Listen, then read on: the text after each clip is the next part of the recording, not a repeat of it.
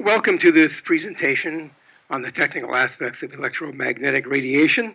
I'm Lawrence Gust, the moderator of this presentation. You can see my qualifications for being able to speak to you about this subject on this slide. I'll give you a couple of seconds to scan it, and then we'll move on with the presentation.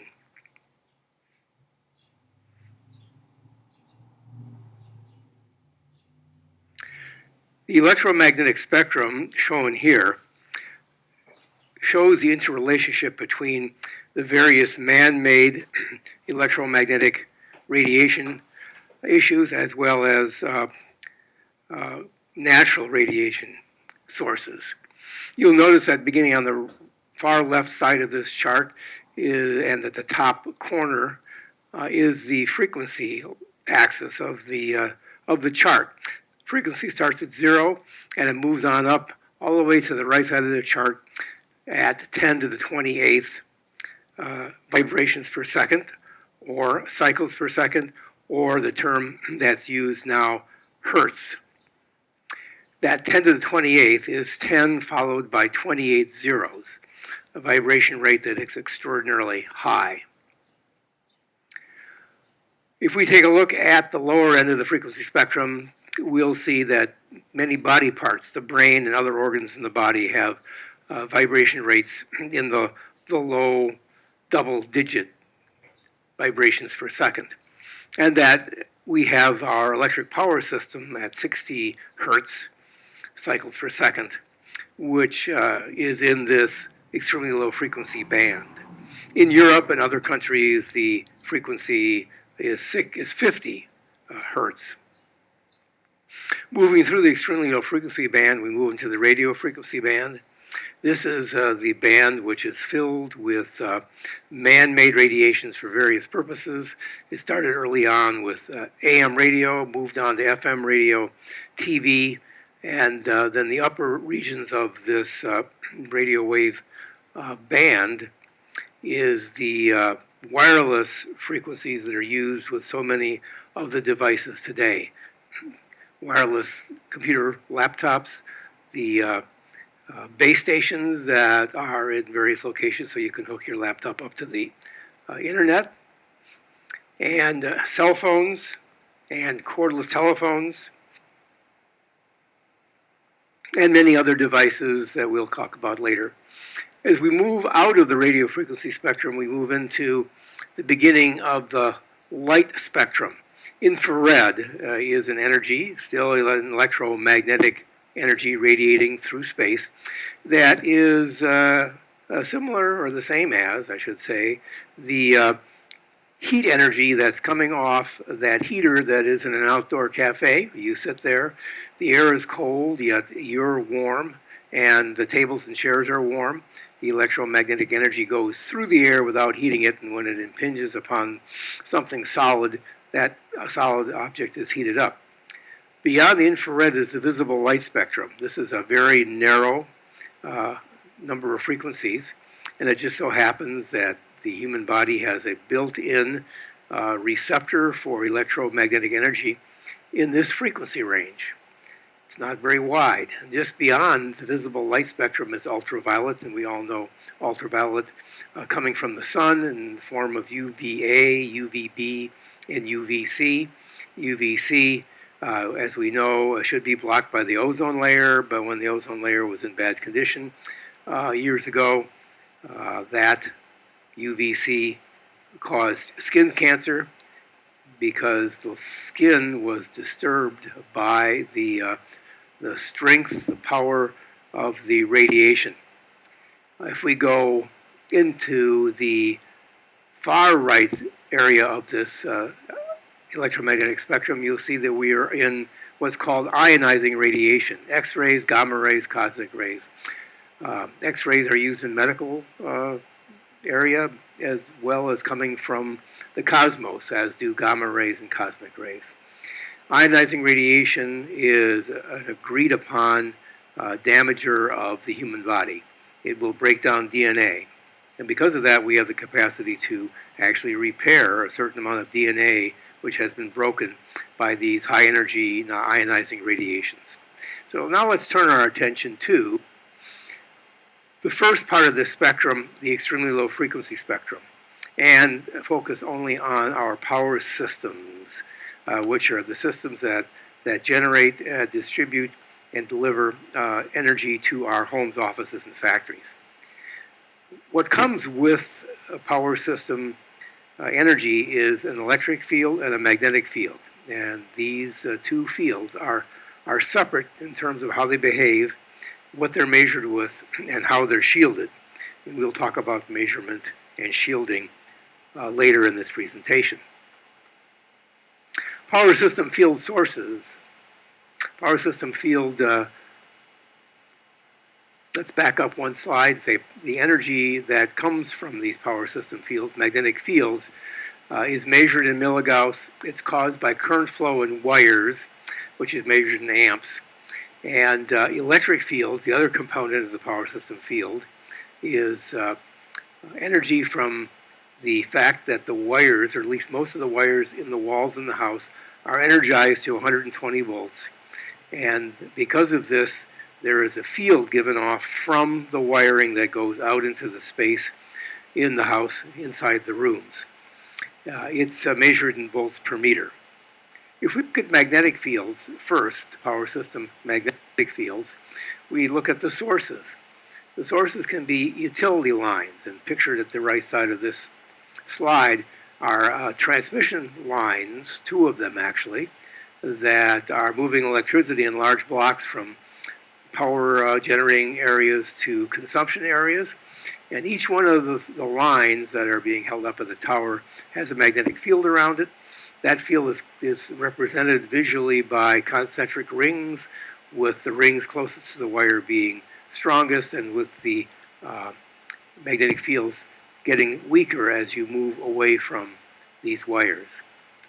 Utility lines also occur in your neighborhoods. They're either buried along the street to service your home, or they go on poles between the backyards of the homes, or there actually could be down the street.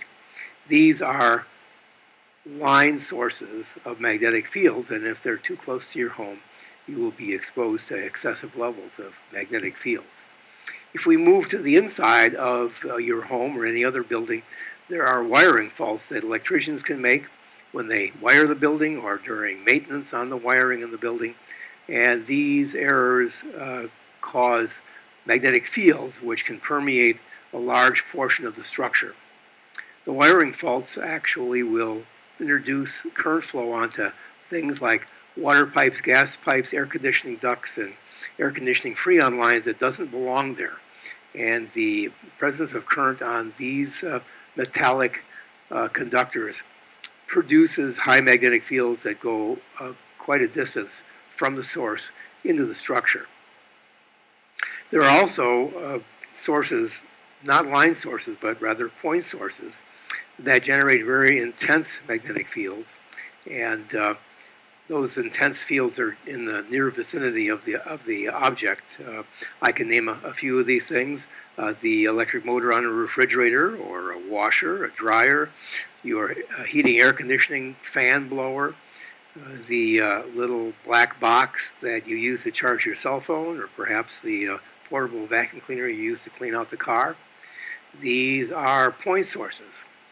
Every one of your electronic devices, if it plugs directly into the 120 volt outlet, has to have a transformer inside the device that is going to change the voltage from 120 volts to a lower voltage in order to run the electronic parts inside the device.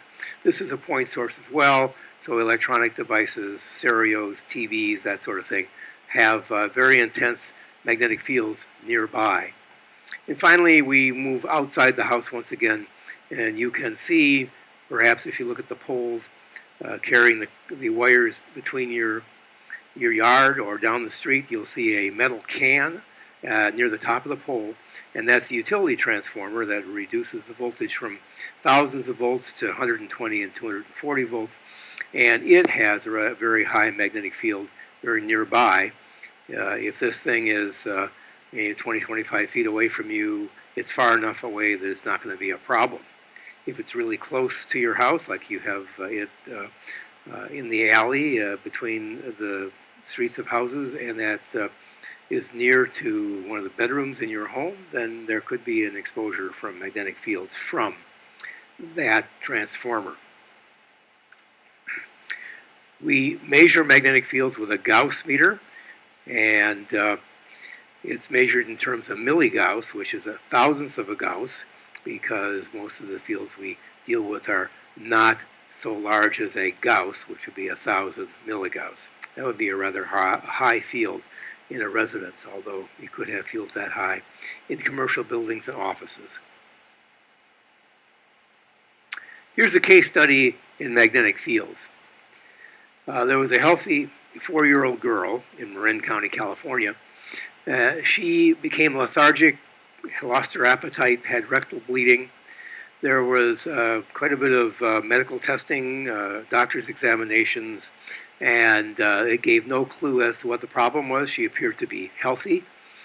A neighbor who purchased a Gauss meter had going around the neighborhood making measurements, and he found that there was an 80 milligauss magnetic field in the bedroom right where the bed was for this child.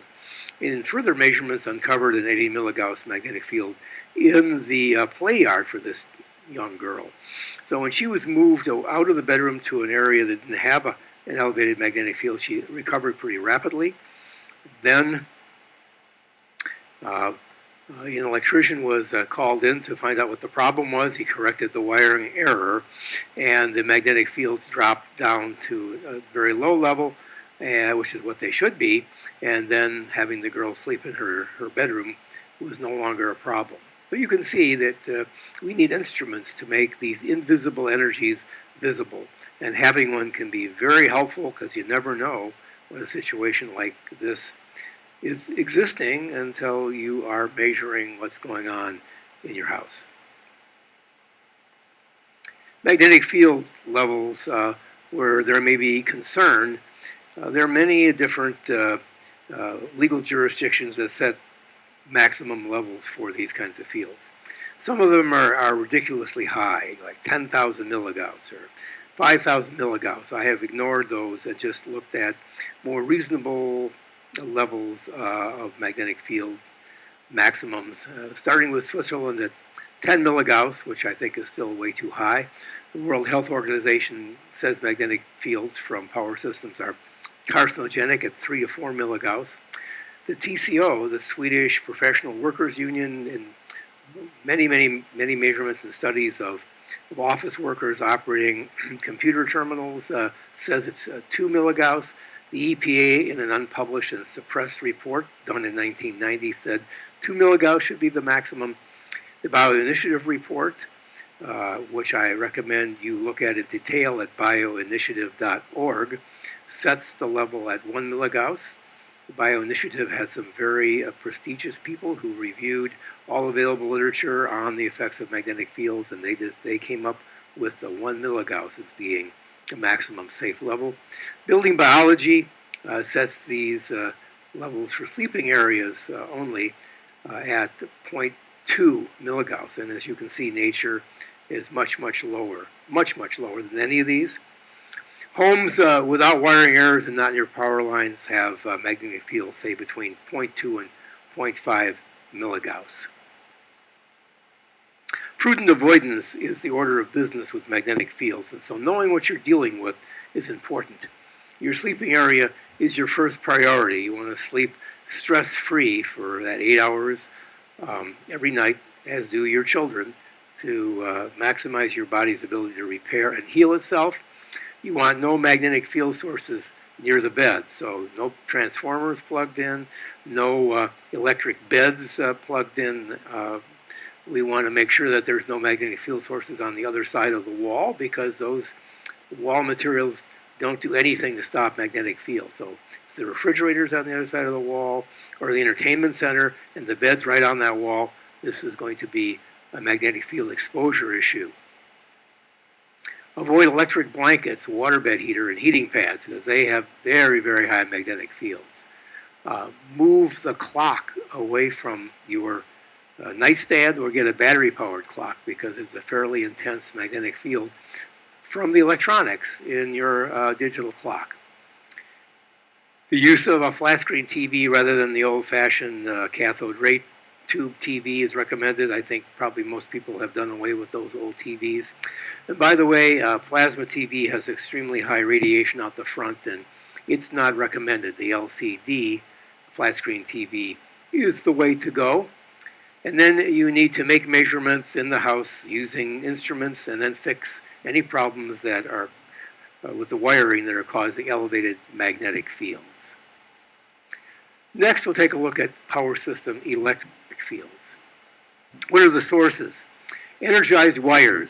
Any wire, whether it be in the wall or it's an extension cord that goes from the wall outlet to an appliance or a lamp, these cords all are energized to 120 volts when the circuit is turned on, and the 120 volt wire in that cord radiates electric fields, and you can visualize those fields as hairs moving off the wire out into space. A little pictorial on the top right of this slide shows that. These fields pervade all spaces and all rooms because everything's electrified. One side note, though, in multi-unit buildings, apartment buildings, for instance, or in office buildings, the building code typically requires the use of a metal conduit for containing the wires, and this metallic conduit is grounded to the earth, and the electric fields are contained within the conduit. So in those sorts of situations, only the power cords that have been plugged into the outlets remain as a potential electric field source. And those sources can still increase electric fields in the sleeping space to a level high enough to be of concern. Our body acts as an antenna for the electric fields, and that generates a AC voltage on the body, which never before occurred before the electrification of the country. Beginning in the 1900s, our bodies have not developed to be able to tolerate these sorts of things. The fields that we're talking about are measured with an electric field meter and have the following health effects that have been have been observed and have come out of inspections and questionnaires administered to clients about their sleeping habits. This type of field in the bedroom at night when you're sleeping aggravates allergies. It disturbs your sleep. You wake up more often. You toss and turn. You don't get a solid, undisturbed sleep. Some people have night sweats. Some people report heart palpitations. Some people have muscle and nerve pain. And the symptomology here is not the same for all people. It varies between people. Muscle and nerve pain was a problem that a doctor in Atlanta who I knew was having. He had severe pains in his calf muscles every morning, and we went in and looked at his house, found that his body voltage was 5 volts AC, and when we turned off the sources of that of the electric fields causing the body voltage, then he no longer had any leg cramps early in the morning. Waking tired. Obviously, if you don't get a good night's sleep, you wake up tired. That's an issue with electric fields.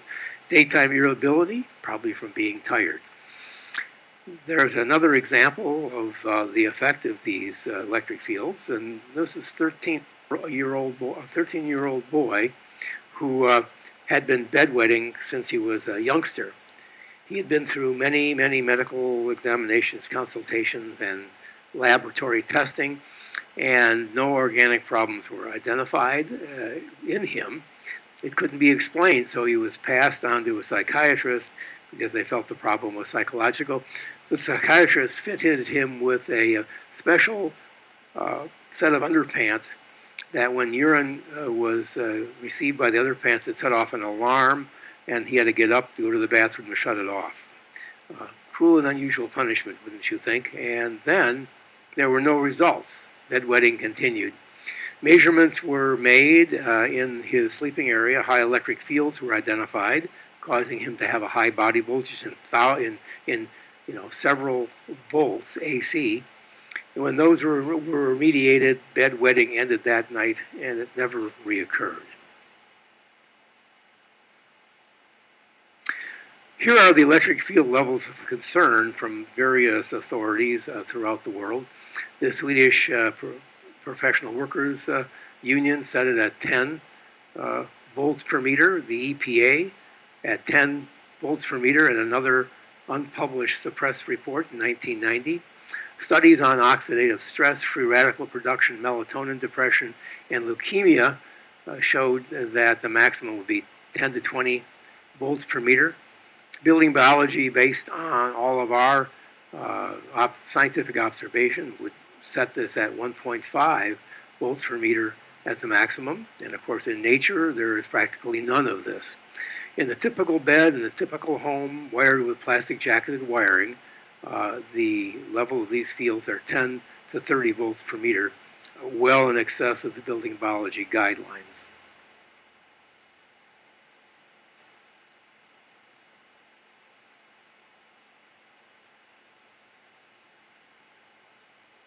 What can you do about electric fields? Well, you can unplug all the electrical devices near the bed, that is within 6 feet of the bed. You can get rid of live extension cords, power strips that are near or under the bed. You can eliminate the use of an electric blanket, heating pads, waterbed heaters when you're sleeping. You can unplug the waterbed heater at night and leave it run during the day to keep the water in the bed up to temperature. You need to unplug electrically operated beds because they produce both high magnetic fields, most likely, and high electric fields. If you have plastic jacketed wiring in your home, you would be able to identify and turn off the circuit breaker or circuit breakers for the bedroom and any adjoining rooms, as well as any rooms on above or below. If you went a step further, you could make measurements of body voltage and then turn off circuit breakers until body voltage went down to the lowest level. Usually there are a couple of breakers that are not readily identifiable as those for bedrooms or adjoining rooms, which are involved in increasing body voltage. Next, we'll turn our attention to radio frequency fields. This is the part of the electromagnetic spectrum that we saw earlier that contains the radio frequency, or sometimes they're called microwave fields. The areas of interest today are up at the wireless end of the range, probably starting around 800 megahertz, which is MHz, about 800 megahertz, and going up to 2.4 gigahertz. So a megahertz is a million cycles per second, and a gigahertz is a billion cycles per second. You can see that there is equipment that uses signals that go probably as high as 30 gigahertz. That would be the energy that is being beamed down from satellites that carry television programs. Wireless communications, EMR, or microwave radiation, comes from a multitude of devices. And every time you look up, there's another device out there. You can see the list here. It's not limited just to cell phones or smartphones. It's the cellular antennas that are servicing these devices, Bluetooth devices. The one that you hang on your ear is irradiating your head. The ones that you see for wireless keyboards and wireless mice are so close to you that they have significantly high radiation levels. Baby monitors, both audio and video. Utility smart meters used for monitoring consumption of electricity, water, and gas. Cordless telephones, now sometimes called DECT phones. Wireless internet base stations that you might have sitting in your office right now on the desk. And so-called bridge links, which are used to move wireless internet connections between buildings or over long areas. neighborhood internet service, so-called WiMAX service, which is being proposed or has been put in some areas of the country. Wireless and connected computers and tablets, wireless games, Xbox 360, Wii. You will note that all of these handheld remote control devices are connected wirelessly, and some of these systems do not turn off when you push the off button, and you have to unplug them to get rid of the radiation. Then there's home entertainment systems and the controls for these systems, and of course there are many sources outside the home, cell phone antennas, your neighbor's wireless devices, and if you're close enough to them, these will invade your own living space. Here's gives you an idea of the increase in wireless cell phone usage, and I think the usage of wireless devices like computers, iPads, and so forth is increasing just as rapidly as you see here. There's now more than one cell phone subscriber per member of our U.S. population. Cell phones and all other wireless communications devices, I emphasize, work this way. The device transmits to an antenna, and the antenna transmits back to the device. And so it's a two-way movement of either conversation or data. If you look at these these antennas, and you can see them on towers like you see here, or they can be hanging on the sides of buildings. The towers are typically three sets of these antennas covering 360 degrees. The antennas are putting out a beam of microwave radiation, which is going to be kind of like visualized like a flashlight beam cutting through the darkness. When your home or apartment is in the way of the flashlight beam, these energies penetrate into the home, and how much penetration depends on the materials of construction of the house. And we'll be looking at that in a little while. If you're below the cell phone tower, you're not exactly home free because there's some sort of scattering effects that have significantly high radiation even below the tower. I've personally measured this type of radiation in a schoolyard below a water tower that held the cell phone antennas, and the levels were significant. And we'll take a look at what these levels are and what kinds of health effects would come from them a little bit later in the presentation. What are the health issue causes for this microwave radiation? Well, first, there's thermal. That's called the microwave oven effect, and it's caused by heating of the microwaves. The microwaves vibrate the water molecules in the tissues of your body, or on that piece of meat you throw in the microwave, and the vibration at 2.4 billion times a second causes friction, and the friction causes the tissue to heat up and cook. That has been recognized for a long time as a health issue relative to microwave radiation. The other aspect of this is non-thermal radiation, something which has a long history of research, but which has not been recognized until maybe the last 10 years. And this non-thermal radiation is not causing heating, but it is causing effects at the cellular level. These effects, both thermal and non-thermal, depend on field strength, frequency, and modulation, which is the technology that is used to pack multiple conversations into one frequency so that we can get more people talking on the assigned bandwidths that the cell phone companies have. The Federal Communications Commission, the government department responsible for setting the maximum exposure levels for microwave radiation, has based their standard on tissue heating. That standard is more than 20 years old at this point. It was set at 1/10 of the microwave oven effect, and from that standard grew the so-called SAR ratings that you find on your cell phone. The SAR rating is the specific absorption rate, and it's a measurement of each individual cell phone against a head like you see here, with a temperature probe being put into a jelly-filled head cavity, and the temperature rise at various levels of radiation is being measured in in this test. The test is based on research that was done about transmission of microwave energy through tissue, and it is very flawed in that assumptions have been made about tissue types and transmission rates which may not actually be true, as later studies show, in the human head. So you got to take the SAR reading with a grain of salt, and you certainly can't feel protected if you buy a phone with a lower SAR rating than competing phones.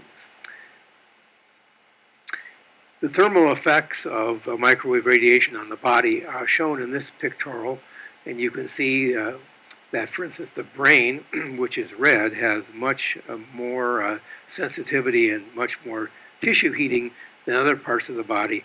The bluest areas are the least affected and have the least temperature rise. The SAR limit was based on studies, and these flawed assumptions was set at 1.6 watts per kilogram of tissue for the head of a human being. Here's another interesting aspect of radio frequency or microwave radiation. There is a phenomenon associated with this that is the near field and far field effect. What this means is that in the near field, the radiation strength is 4 times as high as in the far field. And the area where the far field begins and the near field ends is determined by the frequency being used, the number of hertz being used for the particular microwave transmission. You can see here some figures for the cell phone range, beginning at 980 megahertz. It's at the transition is at 1.5 feet. When you go up into the gigahertz range, and some cell phones are as high as 1.8 gigahertz, this is 1 foot or less before you get to the far field. And then finally for 2.4 gigahertz, sometimes used for Bluetooth and cordless telephones and wireless internet connections, this is 5 inches. So if you're closer than these figures that indicate, then you are in the near field, and the energy level is 4 times higher than in the far field.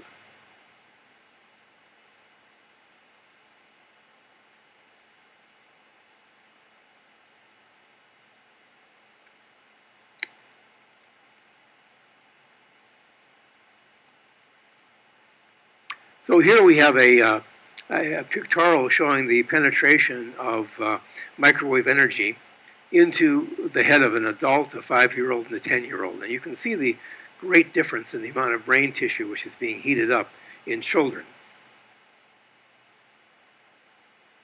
The FCC radiation standard is deficient. In fact, the EPA has been telling the FCC this has been true for a number of years. And since the EPA has no jurisdiction and the FCC was not taking any action, our 20-plus-year-old standard based on tissue heating has been in effect and still is in effect.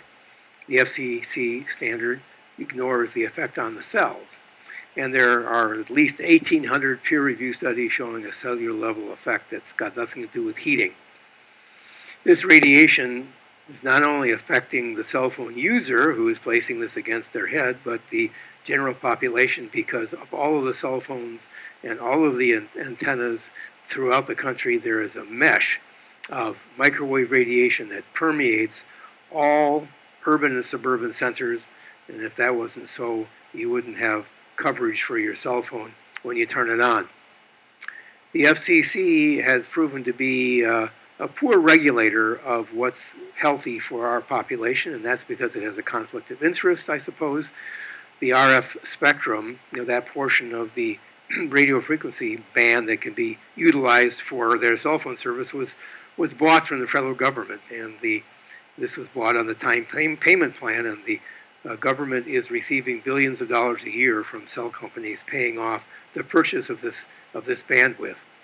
The government also gets 5% of the cell phone revenues, and so there's a real strong conflict of interest between what's good for people and what's good for the cell phone industry. Because of lobbying from various groups and other government departments, the FCC is now reevaluating the exposure standard. The commentary period ended, I believe, at the end of October 2013, and we hear that industry is lobbying the FCC to actually increase the allowable level of exposure. What are some of the exposure standards set by regulatory bodies and others with some knowledge about this? Well, you can see the U.S. government's tissue heating standard is based at 10 million microwatts per square meter. The World Health Organization is not much below this. Australia is 1/5 of it. And then Russia has done considerable research into the health effects of microwave radiation, set it at 10,000.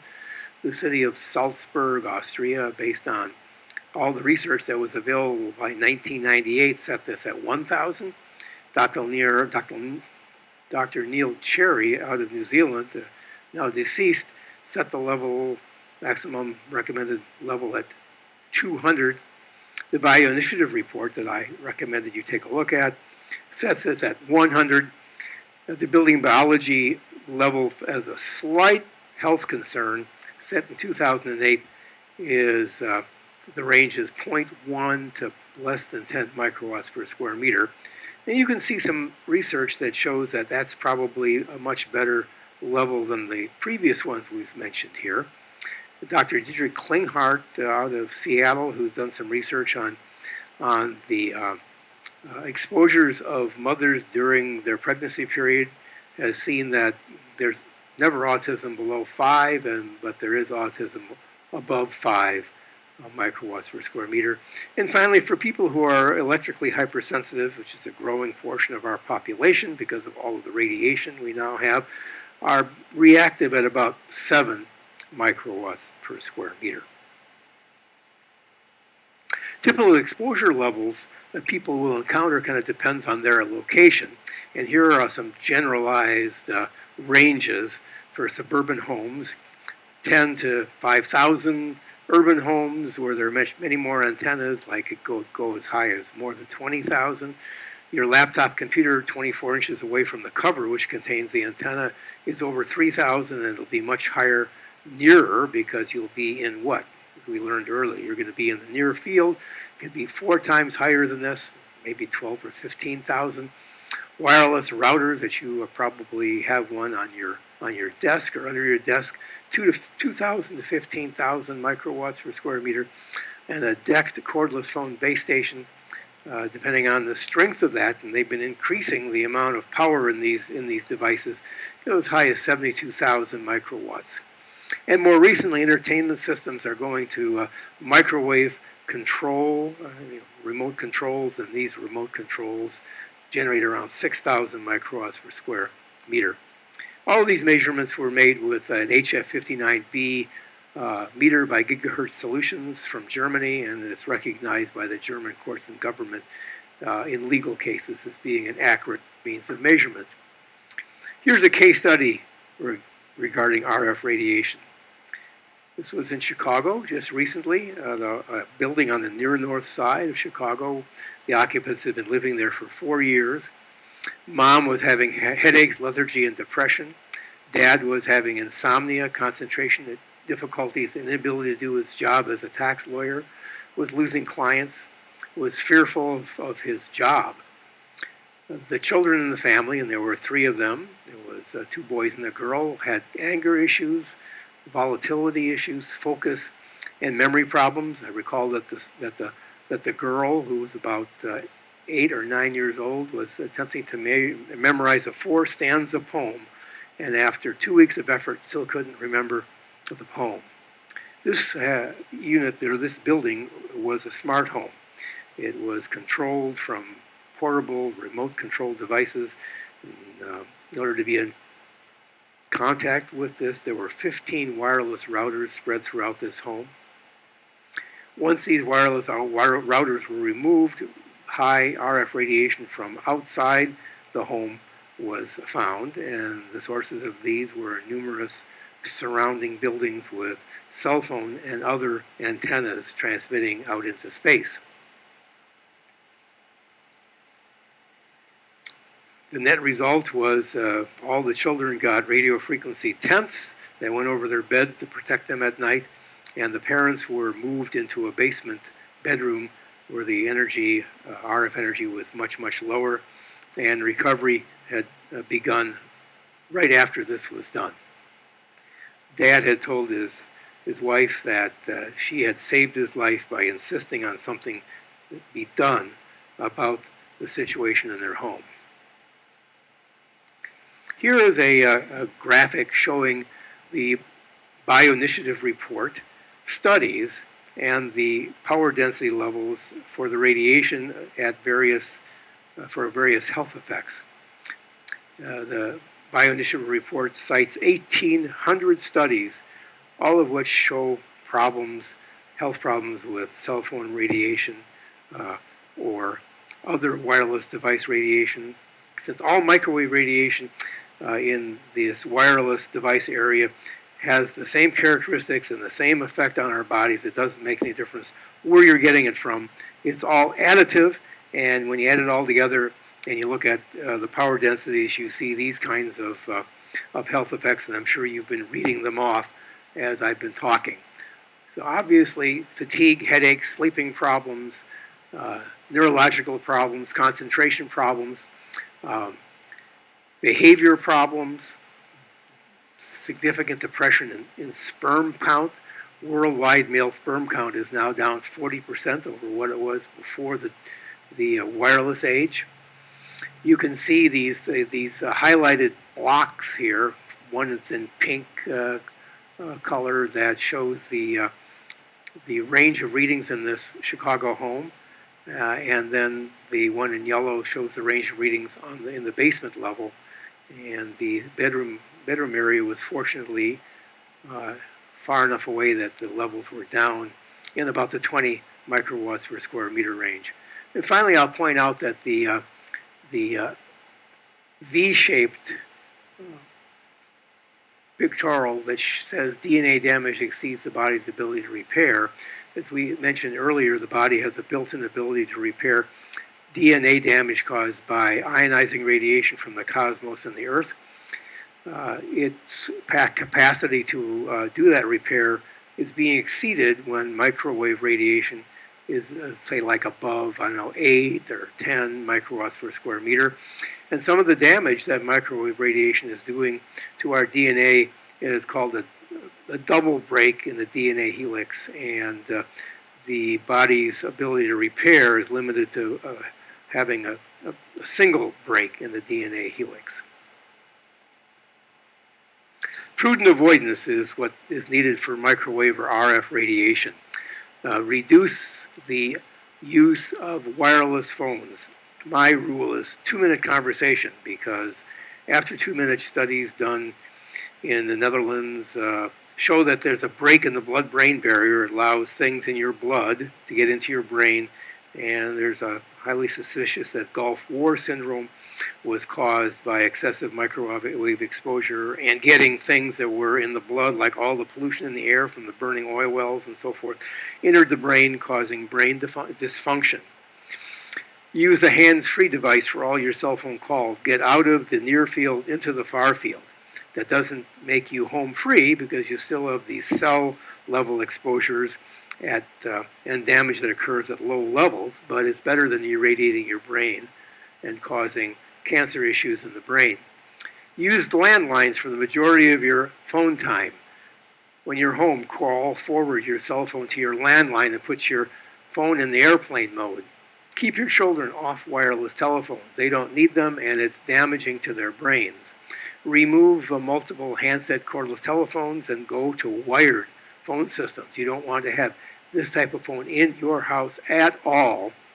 Remove the wireless router from your house and hardwire all of your computer equipment. If you have to have a wireless connection because you have an iPad or you want to connect up with your iPhone, I would suggest that you get a router that can be turned on and off by a button. And Netgear N150 type router has this feature.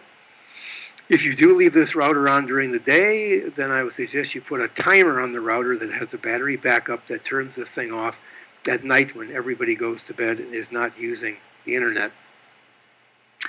Do not use wireless baby monitors, whether they're video or audio. They are no good. Eliminate Bluetooth devices and keyboards, mice, the one that you hang on your ear, the Bluetooth that's in your car. Bad for you.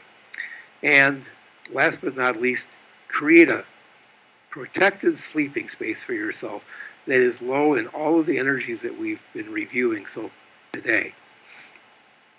If you live in apartment buildings or you are in office buildings, you have to be on the lookout for RF transmitters that are being installed in elevator shafts at each floor to give service to those floors.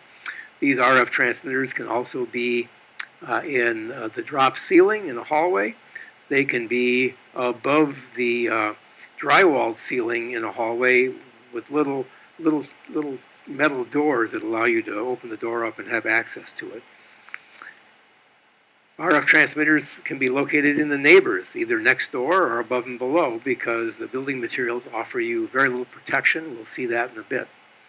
RF transmitters are making their way into home entertainment systems. You can see in the right-hand middle picture at the top is a remote control, which can be used to control many of the components in your home entertainment system.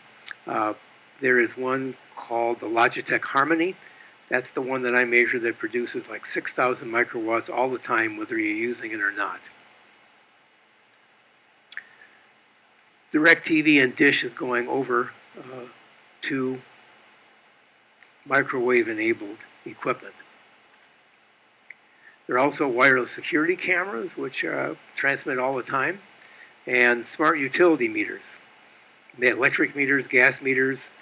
One thing to be aware of, if you don't know if your utility meter is a wireless antenna, a cell phone antenna on the side of your home, you can look at the face of the meter and you see in the center bottom picture, there's an FCC ID number, which it only has if it's a transmitting antenna. It says in this picture, FCC ID SK9AMI-4. That tells you that this is a wireless antenna on your house. Many areas, such as California, have opt-out programs where you can have this meter removed from your house.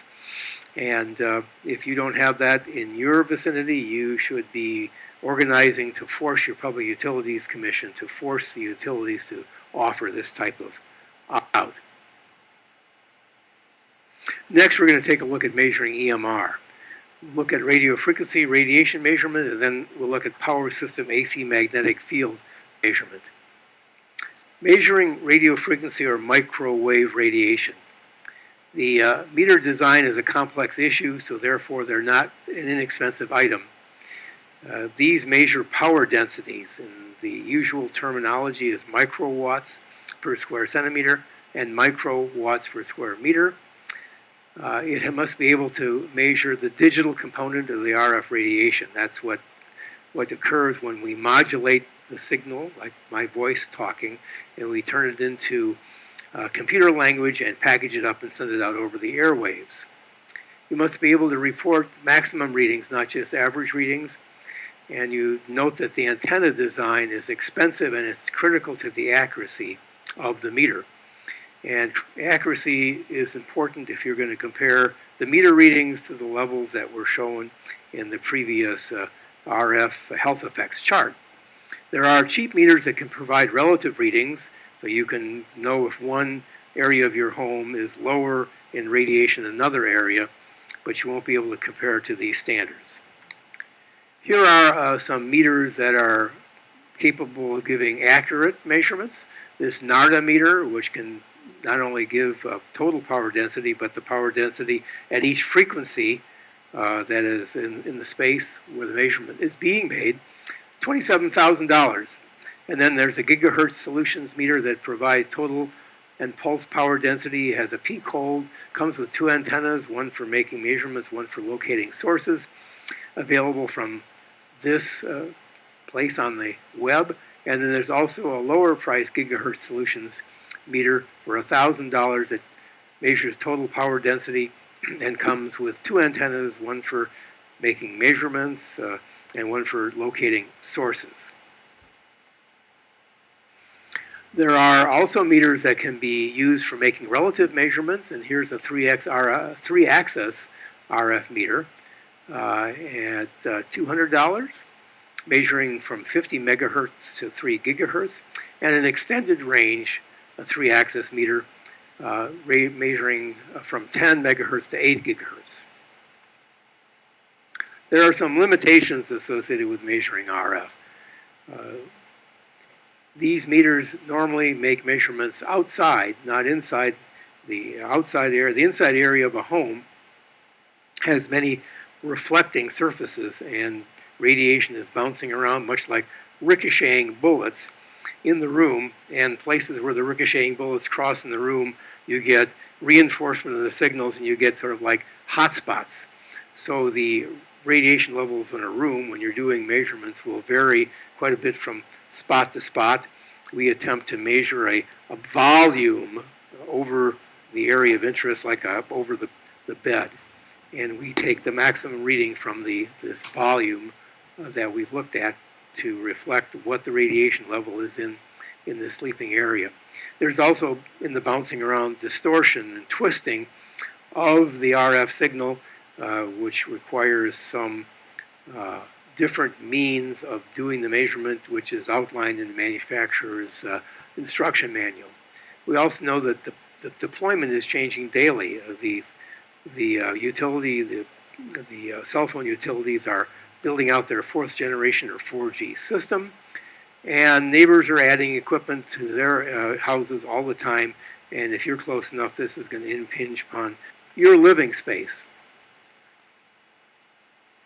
Now let's change over to the measurement of AC magnetic fields that is done with Gauss meters.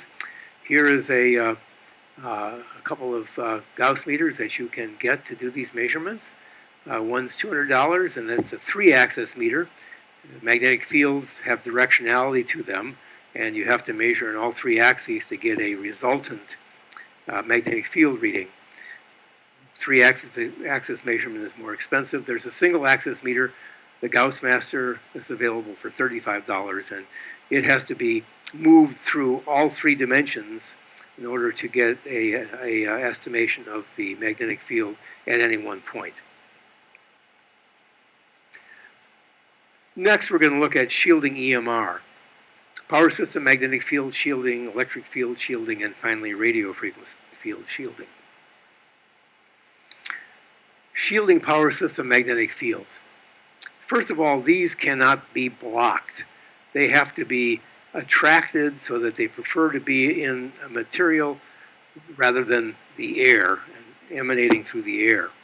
And what governs the attractiveness of a material is the permeability of the material to magnetic fields. The better the permeability, the more effective it is at containing the magnetic field. You can see from this table that air, wood, water, concrete, aluminum, copper has no better permeability than air. This is relative permeability to air. Whereas if we get into more esoteric things like carbon steel or electric steel, mu metal, fine met, G iron, these all have higher permeabilities and can be used to contain the magnetic fields. And you see in the picture over here on the right bottom where workers are surrounding some conduits containing electrical cables with G iron. You may need multiple layers of the material to contain the field sufficiently to reduce the readings in the areas you want to protect. Shielding power system electric fields. This can be done in a number of ways. You can put a grounded conductive material like on the walls, metal foil or a carbon paint, and the foil or the paint can be grounded to the electrical ground, and this will stop the electrical fields from the wiring in the walls. You may need to do the floor and the ceiling as well, depending on where the sources are. When you plug a power cord into the outlet in a shielded room, you introduce a new radiating source, which is the unshielded power cord. So either they have to be unplugged at night, or you need to change the cords out on the things that are plugged in so that the power cords are shielded power cords. Alternatively, you can find and shut off the circuit breakers, which are causing an increase in electric fields, and higher body voltage in bed and shut those off at night when you're sleeping. And there are control systems that use a handheld remote control to turn off circuit breakers. When you go to bed at night, you don't have to go down to the circuit breaker panel to shut them off. Finally, let's look at the shielding of RF. Now, this is for a frequency range of like 100 megahertz to 10 gigahertz, and with the source antenna at least 10 feet away so that we don't have this near field, far field issue to deal with. The potential shielding materials can be metal, like siding and roofing, foil, such as aluminum foil that is used in the kitchen, or larger widths of this foil that's used for RF control in insulation systems in buildings and houses. You can use a carbon paint, which can be put on the walls and control the RF. Since glass is transparent to radio frequencies, there's window film available to go on the glass to block RF. There's shielding fabric made by Swiss Shield, which also can be used, like for instance, curtain liners placed over windows and doors to reflect RF. There's also low E glass, which came into being in the 1980s.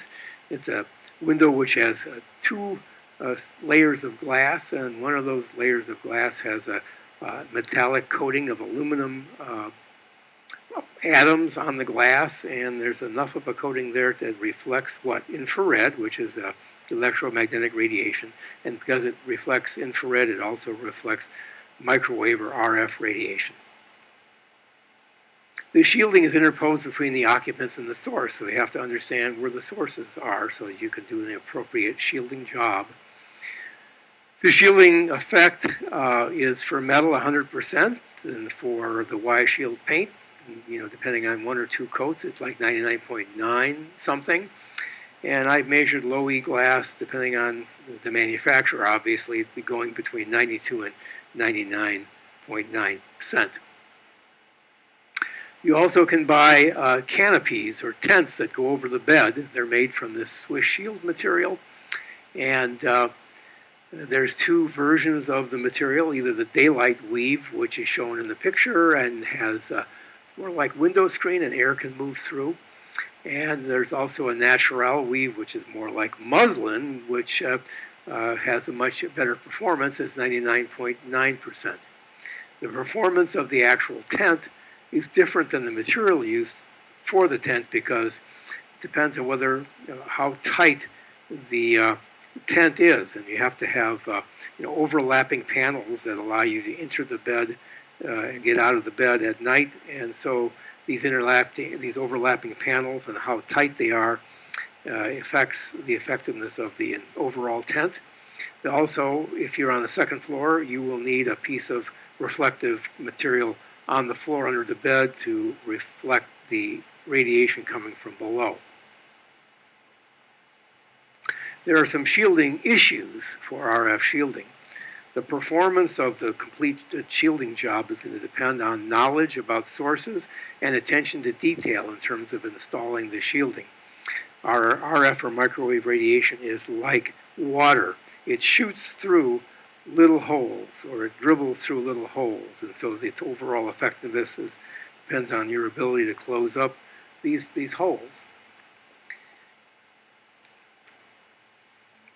You have to consider the strength of the signal you're trying to shield against. The higher level signals are going to require higher level effectiveness on the shielding because the remaining radiation coming through the shielding, as in the sample shown here, depends upon the initial radiation strength. For 5,000 microwatts per square meter with a 99% reduction, you're left with 50. And if your goal is to be like less than 10 or less than 5, then that's not sufficient. But if the radiation level was more like 500 microwatts, then a 99% reduction would put you at the desired level. Please note that the use of shielding for a room will intensify any wireless device radiation. Then that's when you bring the device into the room. So in these shielded rooms should not be using wireless devices. Now, that's not to say that a cell phone won't work. in a shielded room, because of the leakage I described earlier, and because the cell phone doesn't require a very strong signal to work, in many cases you can still take a cell phone call and make a cell phone call in a shielded room. Not always, but sometimes. RF in schools has been asked about by many people. This RF radiation is going to be coming principally from the wireless internet connections that are being established in the school. And unfortunately, there is no acceptable way to have a wireless system in a school and have a healthy environment. You can just imagine 25 students in a room, each with a wireless device like an iPad, all of those things emitting, all of those things adding up to a total microwave radiation power density of extraordinarily high compared to the health effects chart we saw earlier. High output routers are being used in some instances because they want to cover large areas by using only one router. This adds to the situation, or it creates radiation even when there's no computers being used in the classroom.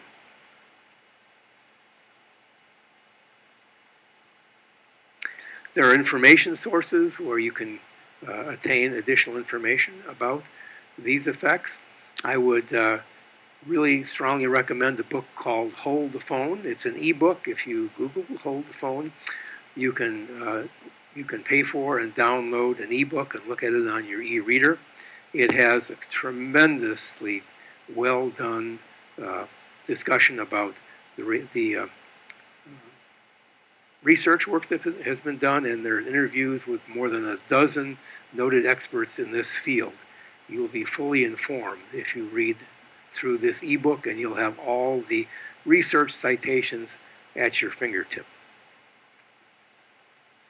So thank you for listening to this presentation. I hope it's been informative. Take a look at those information sites and get your other questions answered by looking at the free information on these sites.